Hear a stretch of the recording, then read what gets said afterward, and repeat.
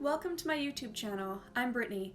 I'm the head instructor and co-founder of Mordhau Historical Combat in Mesa, Arizona. I'm going to talk about how to choose your sword, or trying to determine what training tool is best for you. Hi, and welcome to my YouTube channel. I'm Brittany. I get a lot of questions from people, mostly on my Instagram, asking what kind of sword they should buy for themselves.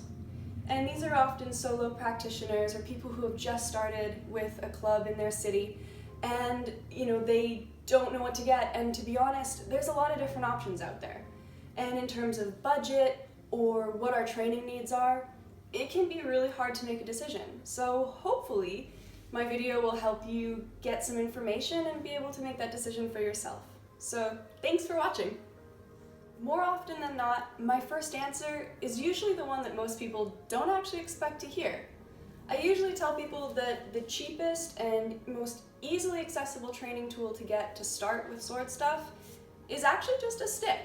So what I have here is a rattan stick. I believe this one's about 36 inches long, which is pretty common to find, and it can be about $8 to $10 per stick.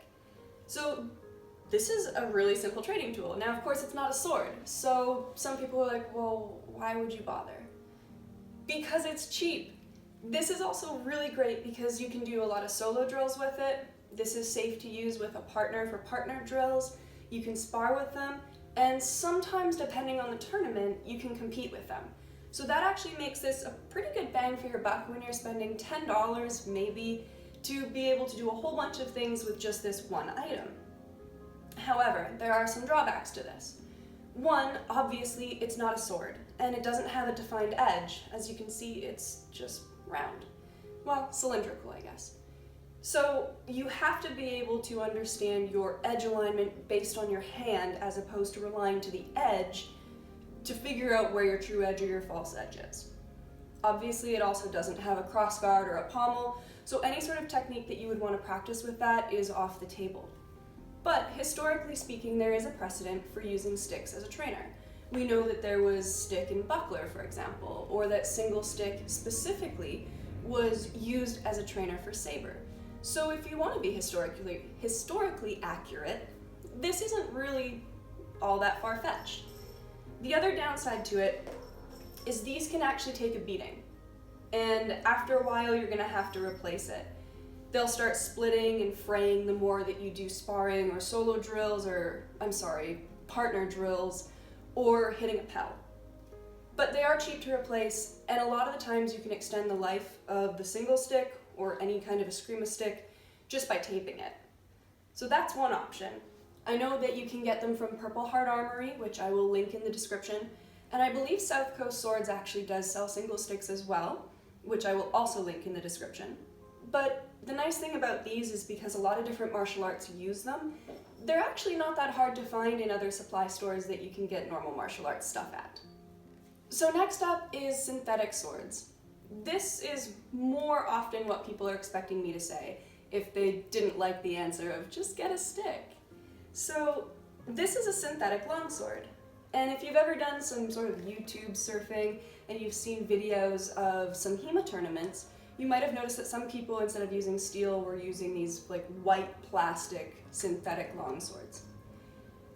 So with that, the nice thing about these is that they're really inexpensive. They run about $100-ish, and currently there are two on the market that I really, really like. The first one, and in no particular order because they're both great, but the first one I'm going to mention is the Blackfencer, which I have here currently. The American distributor for the Blackfencer synthetics is South Coast Swords. Again, you'll find that link in the description. And these, like I said, are really great. They're very sword-like despite the fact that they're not actually steel. You have the crossguard here and the pommel, which is steel, but then you have the synthetic material here, and they've actually aesthetically added this fuller here, and probably also to help take some weight off of the synthetic itself. But the nice thing about this is that it's cheap. Next, the second option is the Purple Heart Armory synthetic longsword as well. Theirs is a little bit different, and they've gone through several variations over the last few years. They actually look a little bit different than they used to before, like when I first started, but they've actually made some really great revisions that makes this highly competitive with the Blackfencer. So Purple Heart is an American company, Purple Heart Armory, I should say, and it's basically the same sort of thing. It looks very similar to this. They've got the steel crossguard and pommel, they have a cord wrap hilt as well, but Purple Heart allows you to customize the color of the hilt.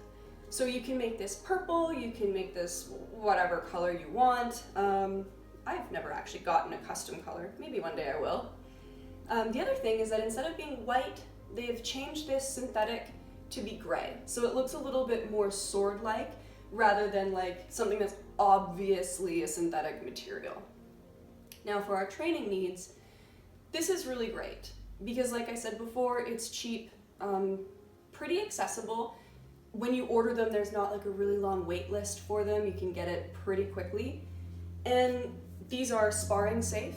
They're flexible, obviously, so that you can thrust with them pretty safely.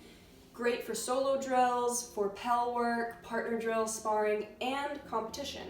So you can compete with these at some tournaments because sometimes you'll be able to get into an open beginners synthetic tournament.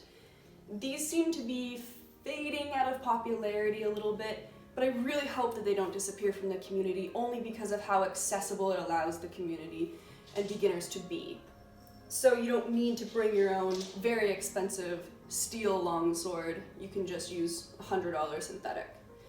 So some things to consider with this. They're pretty indestructible. It's very rare to hear of these breaking, although I do have a broken one, which is really rare, but I don't think I know anybody else that's broken a synthetic longsword before. So for the most part, they're extremely durable, which makes them great for pell work. You can hit a pell, and chances are pretty good you're gonna break that pell before you break the sword. So that makes this like a really good investment. As well, you're not gonna damage it. So some people don't want to drill with their steel longsword because there's a higher chance that they might damage it, and they're so expensive that it's just not worth the wear and tear you put into it. The other reason that these are really great is if you're just starting your own club, or your club has expected you to buy your own sword, oftentimes you can get 5 of these for the price of 1 steel. So clubs will often opt to get a bunch of these for their club as loaners, and then that way, if you're new to the club, they just ask that you maybe buy one of these to contribute. And that's obviously much easier on the wallet than getting something that's several $100s. One other option I am going to mention, and this is sort of unorthodox in the HEMA community, but Cold Steel actually does have, I believe it's a 1.5-hand synthetic waster. This is not sparring safe. Don't hit people with it. You also can't thrust with it, but if you want to just get a ton of pell work in, those things are super, super durable, pretty much indestructible, basically like the Cold Steel buckler.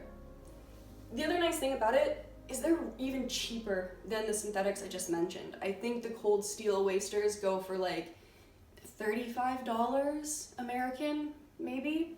So if you just need a really cheap sword-like, sword-looking object to do a bunch of pell work or practice solo stuff, that's actually a really good bet for you. So next up, faders, or fetters. Depending on how particular you want to be about the pronunciation, it can go both ways. I will probably actually swing between both. So there is a historical precedent as well for these. These are trainers specifically, but they're also really great because they allow us to compete at a high level and without compromising a lot of things. So faders, just like our synthetics, super flexible. That allows them to be thrust safe. You'll also notice that the blade on it is pretty narrow as compared to something like my synthetic, which I'll grab here. You can see it's quite narrow compared to a synthetic. This is purposeful, again, just part of the construction of the fader, but this is about as sword-like as you can get for a trainer. And you can compete with these too. Anytime that you see a steel longsword tournament, you want to get a fader. And you want to make sure that you get a good one too. And there's a ton of options on the market for these. You do want to make sure that you look for a brand that has a really good reputation. Don't just go buy a random one on eBay or somewhere on the internet because they're sort of maybe jumping on the trend. This can be really dangerous. But you also want to make sure that these are constructed in a way that are safe if they do break. So faders right now have been designed that if they snap in the blade, it should ideally be a really clean break, like a nice smooth edge when it snaps, without any jagged pieces. Obviously that can create a danger if it's during the action and a thrust happens after the blade has broken, and then you don't want any serious injuries. So you want to make sure you get it from a reputable source, and I can link a whole bunch in the description as well. This one in particular, if you follow my Instagram, you should know it already. This is a Siggy, and to be specific, this is a Siggy Shorty, which I really like. Now, the nice thing about these is the Siggy itself is pretty inexpensive. I think I paid about $250 American. But as far as faders go, that's really unusually cheap. Most of them are in the $500, $550 range, or even more sometimes. And then of course there's a wait. In order to get a fader, you usually have to wait at least 3 to 6 months, sometimes longer depending on the smith. Hi! Hi, Nix. She's a fan of the Siggy as well, obviously. Now, of course, you can customize it a lot, but a lot of people don't really need to if they're beginners. But the hilt wrap can be cord wrap in multiple colors. You can get a leather hilt wrap. One of the biggest things you want to look for is the tip construction. So you can get a rolled tip, you can get a flared or a lobed or spatulated tip. If you want to buy a longsword that you'll get a lot of use out of in terms of competition, training, sparring, drilling, pell work, you want to maybe look for one that doesn't have a rolled tip. So a rolled tip is sometimes considered a little bit dangerous only because we have seen a handful of injuries. They're not super common, but they have come up enough in the last few years that some tournaments have actually outright banned rolled tips or expect you to wrap the tip in a rubber arrowhead, for example, or a leather wrap before actually being able to compete with that sword. I'm not going to talk about those injuries. I don't want to freak anybody out. The nice thing about steel faders is you can compete with them, you can spar with them, you can train with them, solo train, you can partner train, and most clubs will like it if you bring your own steel. But like I said, they're really expensive. Siggys are on the low end. The other ones I really like are Ensifers, but Ensifers actually do have that rolled tip. Again, I'm not saying don't get a rolled tip, just be prepared to put some sort of cover on it before you're allowed to use it in most HEMA clubs. Other great options are Klobowski, Regenier, sorry if I said that funny. The Arius is also a really beautiful sword, but I find it pretty expensive as well. And depending on if you're in North America or in Europe, your wait times will vary. A lot of sword makers are actually in Europe as opposed to the United States, but there's a lot of ones here that you can get. Purple Heart also carries the VB line, and those seem to be pretty good. In their first revision, I wasn't super thrilled with them. We had one break every week, I think. We had it for a week, it would snap. We replaced it, and then within a week it would snap again. I think we replaced it 3 times before we decided that we didn't want it anymore. But I've heard that they've revised that issue, and now these are actually really great swords. I haven't got one since then, but the price seems really great, and you get it, if you're in North America, you get them really, really quickly. The other nice thing about the VB is it's highly replaceable, and what I mean by that is, if, for example, this Siggy broke, and knock on wood that it doesn't, if it broke, let's say it snapped here, there's nothing I can do with this. It just basically sits in my house, and I have enough of these now that are broken that I could probably just create an iron throne at this point with them. But with the VBs, you can break the blade and then unscrew the pommel. Don't throw it or anything. You can unscrew the pommel and you keep all the hardware. So you keep the crossguard, the hilt, and the pommel, and they just send you a new blade. So that way there's no like wasted material. And I think that that's actually a really, really like great way to deal with like blade breaks. And I will say this, blade breaks happen. Granted, they happen more for my club than probably any other club that I know, but they do. However, you want to try and find a blade maker who will give you a warranty. If you buy a fader and they don't give you a 1-year warranty and they're still asking $500, it's probably not worth it. Blades, like I said, they break. Not super commonly that you expect them to, but it's also not so uncommon that like you don't want to keep yourself a little bit safe in terms of finances. So make sure you get a warranty, and don't be nervous about the warranty either and think, oh, I'm just gonna buy it and it's gonna break. But it depends. If you're training with a club and you're new and you're doing a lot of sparring, you're doing a lot of competing, chances are pretty good eventually that sword's gonna break. If you're just doing this solo and all you're doing is swinging a sword around and sparring once in a while, you probably won't experience a blade break anytime soon. So now we're gonna move on to blunts. So this is a blunt, basically. This one in particular is from Albion, and it's beautiful, I love it.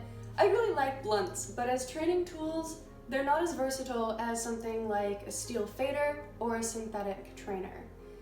The reason for that is because these don't have the same kind of flex for them to be as safe. That's not to say that they won't, but it's a fact, they just don't flex as much. So there is that. And tournaments usually, I'm actually hard pressed to think of a single tournament that will allow you to compete with a blunt. So one of the ways that you can tell the difference between a blunt and a steel fader is by the look. So here you can see that the blunt looks more like just a standard sword. I mean, that's all it is, it's just a blunted sword. So in terms of how it handles and how it looks, it's exactly as it is, it's just a blunt sword. However, the fader, again, you can see it's much more narrow, it's gonna be a lot more flexible, looks a little less sword-like, it doesn't have fullers in the blade or anything like that. So that's one thing to consider. Blunts can be very expensive, especially Albion blunts. But they make for really amazing demonstration tools. So if you're part of a small club and you want to try and get more people interested, and maybe you're doing like a festival or you're demonstrating at like a fair or something, having a blunt in the club is awesome because you can put that on the table and most people will be like, oh, is that sharp? Little do they know that it's not, obviously, because it's blunt, but it looks and functions like pretty much any normal sword. And these are also of a higher quality than your standard like fantasy wall hanger. And I don't say that disparagingly, but these are usually based off of historical models to begin with. So the other thing too is you can do light sparring with them. In fact, we've done it with this one a little bit, but just know that because these are so expensive, you might want to rethink light sparring with them, only because they will start taking damage on the edge. And if you've bought this as a really expensive sword and you really like the way it looks, you might not want to start getting like chunks taken out of the edge from sparring. But again, it depends on what your needs are for training. This in particular is an Albion Principe. This is a beast of a sword. It's important to talk about sharps because that's also a really important part of our art, is applying cutting. Seeing like, will those things that we train actually be functional to a certain degree? So test cutting I think is really important. Some people disagree, but I like to utilize it as part of my training. So now, sharps are really interesting. Obviously they're fully functional swords in every sense of the word. Their edges are sharp, their tips are sharp, and they're beautiful. This one in particular is a historical reconstruction based off of historical models. And I want to be careful to not touch the blade. Not because it's sharp, but because the oils on my fingers can actually leave marks on the blade, so I don't want to do that.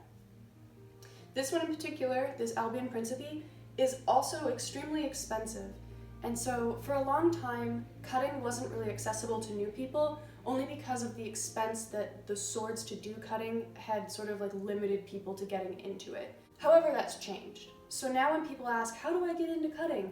I give them some options. This, not the best option for a starter, but it is a lot of fun to cut with. I usually recommend the cold steel 1.5 in terms of cost.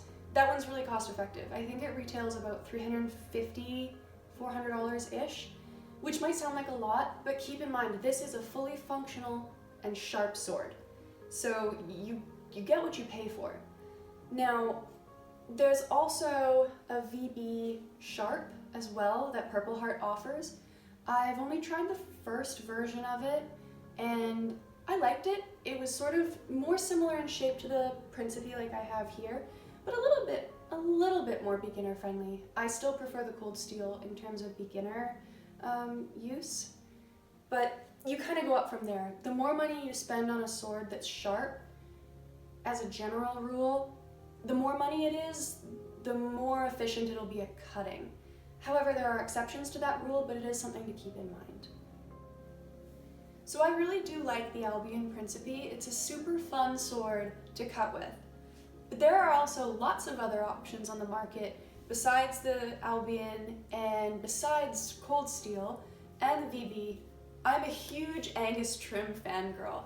Angus Trim is American, so it's really nice for me to be able to support a local small business and be able to give them my support. And I have several Angus Trims. Some people will call them A-Trims for short. Those are amazing swords, and in that case, you really absolutely do get what you pay for. So there are lots of options, and I will list some links in the description as well for those other sharp makers and suppliers. And it should go without saying, you can't you can't spar with sharps, you can't partner drill with sharps, you can solo train with sharps. I wouldn't hit a pell, but you can compete with them. So that's the other nice thing, is there are cutting tournaments starting to pop up more frequently in the community, which is really great, and that's just another way to be involved in the community. So if you're not really interested in the fighting competitive side, you can always look into the cutting side of things, which is super, super fun, and I highly encourage it. So the last thing that I'm going to mention are antiques. People do ask me about, should I buy an antique to get a real sense for sword fighting or a real sense of training?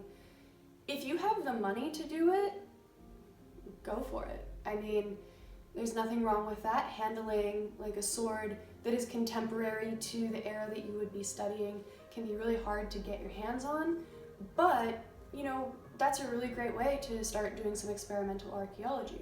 But of course, if you do get an antique, I really do hope you go about that in the proper legal way, and also you respect that artifact and not put it through a bunch of horrible tests and destroy it.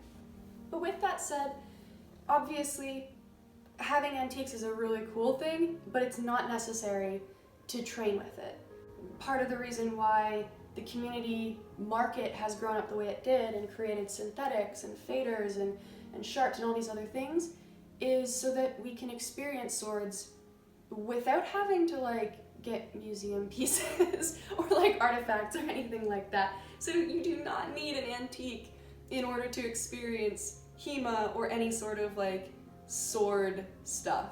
It's just not necessary. But if you like antiques and you want to do it, heck yeah.